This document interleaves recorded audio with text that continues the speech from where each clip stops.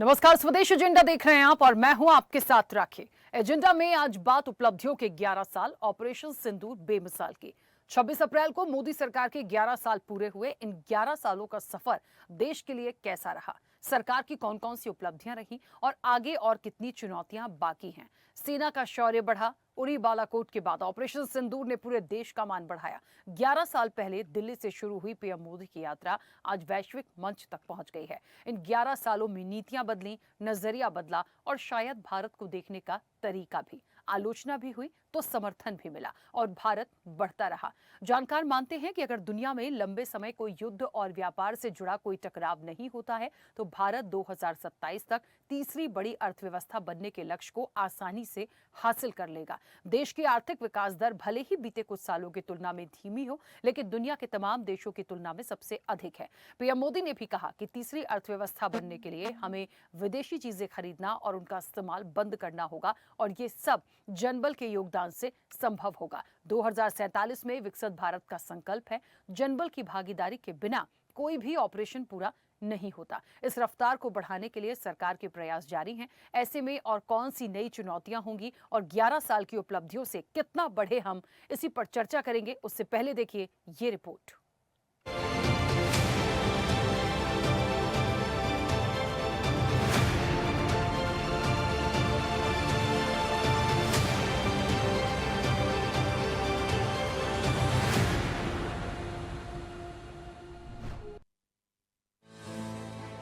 उपलब्धियों के 11 साल, ऑपरेशन सिंदूर बेमिसाल। ये बात मोदी सरकार के कार्यकाल के लिए सटीक बैठती है। हर सरकार का ये फर्ज होता है कि वो देश और देशवासियों के हित के लिए समय समय पर सकारात्मक निर्णय लेते हुए आगे बढ़ने का प्रयास करे।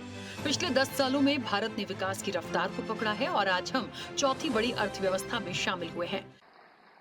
साथियों, हम आज दुनिया की चौथी इकोनॉमी बने हैं और मुझे याद है हम जब 6 से 5 बने थे तब देश में और ही उमंग था और उसका कारण ये था कि 250 साल तक जिन्होंने हम पर राज किया था ना, उस यूके को पीछे छोड़ करके हम 5 बने थे। लेकिन अब 4 बनने का आनंद जितना होना चाहिए उससे ज्यादा 3 कब बनोगे इसका दबाव बढ़ रहा है।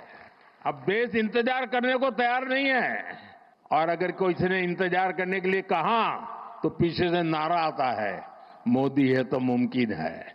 और इसलिए साथियों, एक तो हमारा लक्ष्य है 2047 हिंदुस्तान विकसित होना ही चाहिए, नो कॉम्प्रोमाइज। मोदी सरकार ने इन 11 सालों में कई ऐसी योजनाएं जनहित के लिए दी जिससे लोग लाभान्वित हुए। जनधन योजना, स्वच्छ भारत मिशन, जीएसटी लागू करना, आयुष्मान भारत योजना, डिजिटल इंडिया, इंफ्रास्ट्रक्चर में तेजी, अंतर्राष्ट्रीय स्तर पर पहचान, आत्मनिर्भर भारत अभियान, अनुच्छेद 370 हटाना, राम मंदिर निर्माण, नारी शक्ति और कानून। इन 11 उपलब्धियों के साथ ही सेना का शौर्य भी बढ़ा और आतंकवाद को मुंह तोड़ जवाब देने के लिए ऑपरेशन सिंदूर ने पूरे देश का मान बढ़ाया। और अब ऑपरेशन सिंदूर की सफलता को मोदी सरकार घर घर तक पहुंचाने की तैयारी कर रही है। इसके तहत महिलाओं को उपहार के रूप में सिंदूर दिया जाएगा। 9 जून से इसकी शुरुआत होगी। ये वही दिन होगा जिस दिन नरेंद्र मोदी ने बतौर पीएम तीसरी बार शपथ ली थी।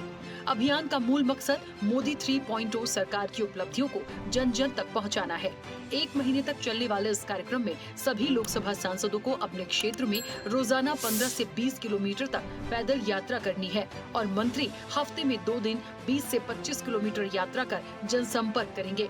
इतना ही नहीं, ऑपरेशन सिंदूर में शामिल विभागों पर शॉर्ट फिल्म भी बनेगी। सरकार इन प्रयासों से अपनी उपलब्धियां जनता तक पहुंचाने के प्रयास कर रही है, तो वहीं विपक्ष ने इन प्रयासों पर निशाना साधा है। कांग्रेस के अध्यक्ष मल्लिकार्जुन खड़गे जी ने मोदी सरकार के 11 वर्ष पूरे होने पर तंज कसा है। उन्होंने इसे एक डरावना सपना बताया है। खड़गे जी, याद करिए, निचले पायदान से 5 देशों में से एक देश थे। फ्रजाइल 5 से बढ़कर के आज मोदी जी के नेतृत्व में इन 11 वर्षों में भारतवर्ष टॉप 5 कंट्रीज में से एक है। याद करिए खड़गे जी, एक ऐसा भी समय था 11 वर्ष पहले जब तत्कालीन प्रधानमंत्री पीएमओ में आतंकवादियों से मिलते थे, कश्मीर के अलगाववादियों से मिलते थे, उनका आवभगत करते थे, सत्कार करते थे।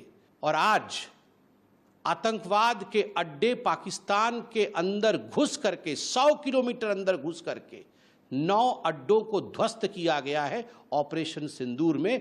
आज का ये नया हिंदुस्तान है। और जहां तक 140 करोड़ जनता की बात की है, खड़गे जी ये हिंदुस्तान की जनता है जिन्होंने 2024 के बाद हर राज्य में एक के बाद एक भारतीय जनता पार्टी की ही सरकार बनाई है। यह 11 वर्ष केवल 11 वर्ष नहीं है, यह 11 वर्ष सगुन के 11 वर्ष हैं भारतवर्ष के लिए। इन 11 सालों को बेमिसाल करने सरकार 9 बड़े कार्यक्रम भी करने जा रही है, जिसमें हर विधानसभा क्षेत्र में 29 मई तक जनसंपर्क अभियान चलेगा। हर जिले में पेशेवरों की बैठक होगी, जहां 3 प्रमुख नीतिगत विषयों पर चर्चा होगी। हर मंडल पर विकसित भारत संकल्प सभा होगी। शहरों की मोहल्ला और गांव की पंचायत चौपाल से सरकार की योजनाओं को आमजन तक पहुंचाया जाएगा। आयुष्मान भारत योजना शिविर लगेंगे। हर जिले में 100 लाभार्थियों की सहभागिता जरूरी। वीडियो और ग्राफिक्स से संबंधित डिजिटल प्रतियोगिताएं कराई जाएंगी। सभी जिलों और जिला केंद्रों पर सरकारी योजनाओं की प्रदर्शनी लगाई जाएगी। 15 जून से 20 जून तक योग प्रशिक्षण शिविर चलेंगे। 21 जून को कार्यक्रम होंगे। Startup India, all these programs have led to become India Atmanirbhar Bharat and Modi ji's dream of making Vikasit Bharat by 2047. Definitely under the regime of Modi ji, it is not only will become a Vikasit Bharat within 2 years, which is also going to be third largest economic country in the world. केंद्र में नरेंद्र मोदी सरकार के तीसरे कार्यकाल को 1 साल पूरा होने जा रहा है। इस अवसर पर 9 जून को सरकार और संगठन मिलकर एक विशेष आयोजन करने जा रहे हैं, जिसका जश्न पूरे देश में मनाया जाएगा।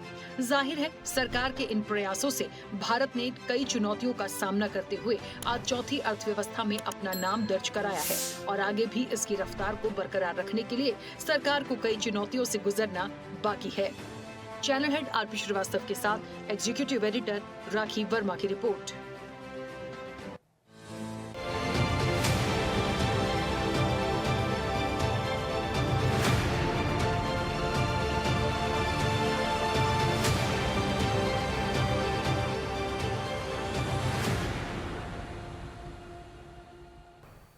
ऐसे ही वीडियोस के लिए लाइक करें, शेयर करें, फॉलो करें।